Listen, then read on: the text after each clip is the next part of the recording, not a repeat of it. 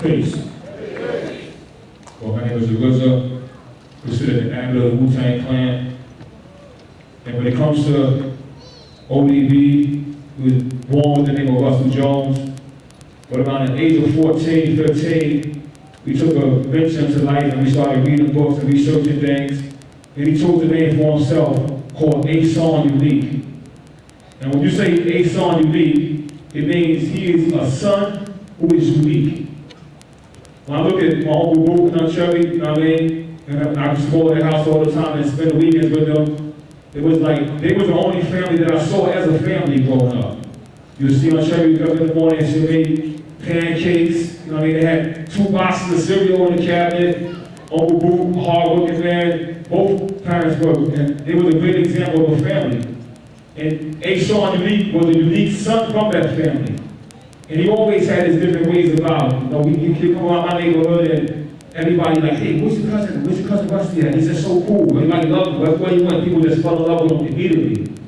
But as time went on, and we started going through life and going through the tribulations that we go through as teenagers, and we started getting more into hip-hop and started actually making money from hip-hop and being, shall I say, successful in hip-hop. He changed his name to Old Dirty Bastard.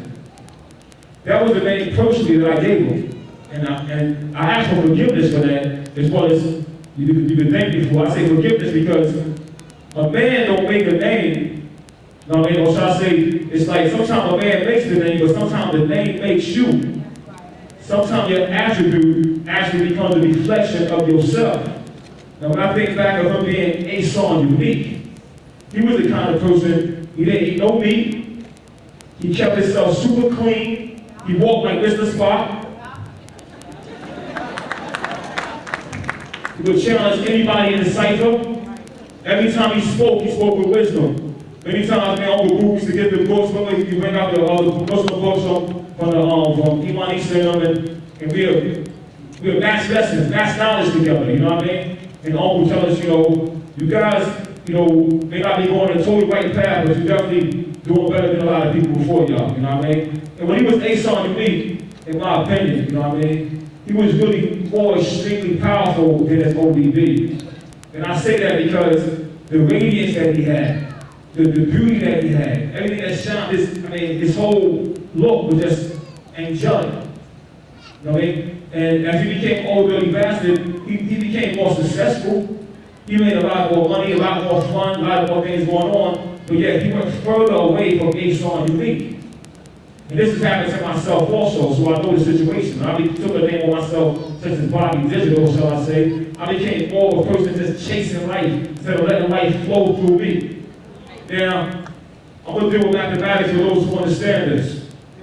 The God physical passing away was on the 13th. And we know that's dealing with what is his own self. You know what I mean? And what is your own self? Sometimes things build on top of ourselves so much that our own selves get buried so deep in that our self is there no longer. And that's when the soul gives up on the body because the flesh has taken over. Jesus said what? The flesh is weak. It's weak to anything that tempts it immediately. If we see a big butt, be quick to look. We see some alcohol, be quick to sip. So as time went on, he became more and more away from his own self.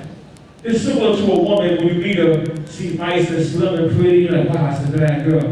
But as time goes on, she gains weight, becomes depressed and more depressed. So she's no longer herself anymore. She's no longer satisfied with herself. And I gotta say, in the case of A-Son Unique, I think this is some of the things that happened to him as time went on. Because now, it's like he has to look at himself. And when we can't be satisfied with ourselves and find happiness, which is total, complete satisfaction with yourself, you find other things to make you happy. And what do that turn into? Alcohol, drugs, and sex, yo. And the abuse of alcohol, drugs, and sex will take any one of us out of here. Any one of us. And as I'm looking at the time that we spent prior to being ODB, the times of being A-Son Unique, I realized something that I'm going to say right here in front of everybody. Most people teach that we all die because, it's preordained for you to die. And your day is coming. I bear witness that God is almighty and all beautiful. It says Allah is the most merciful. I don't bear witness that the mercy of God will give you a time that, you born and you want to die that day. I don't think God chose any of us. He wants us to have life. But I do believe that we kill ourselves, or we allow each other to kill ourselves. When I think about my son, I said to myself, I said, you know what? I'm going to take 5% of the blame. You know why? Because I consider myself a wise man who knows right from wrong. But when I see him doing things that was wrong, I refrain myself from intervening, from stepping in between. Because we got this thing in the hood that, he's a grown man. He could do what he want. And we all say that to each other. Oh, she's a grown woman. Oh, your wife ran away. Oh, she's a grown woman. Oh, he's smoking crack. Oh, she's a grown... Nah, man. See, that's what's wrong with family. It's neglect. Never neglect each other. You see somebody in the family hurting, reach out, help out. I mean, Dirty told me and many of our other cousins and many people in this family that, I'm dying. Personally, I'll be honest with you, I took it as he's just high, or he's just talking out of his mouth. But it was real, because now it's real evidence for me to see. And so we have a big family.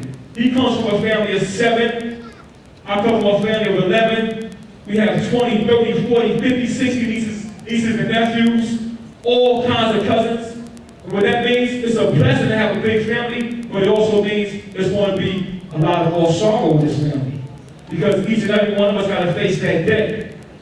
But there is a way to extend ourselves, to extend it to a point.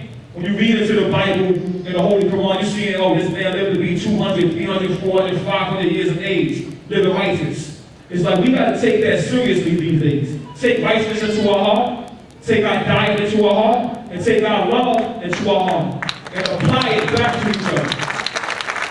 And I'm going with this, when I think about applying that love back to each other, it's like, don't never take what somebody is telling you from their mouth and from their heart as a joke, as a jest, or as a pass-by. Because everything is real. If you don't believe that it's real, then the Most High will show you how real it can be. And you will be another sorrowful moment. I say peace and blessings to Ace on me. I love the God with all my heart. That's my word is bond. I love my family, and I strive to do the best I can to help anybody in my family. And I just hope we all can show that love to each other and help each other, man. Make this family for real. Be one of those families you read about in history books. Peace and blessings.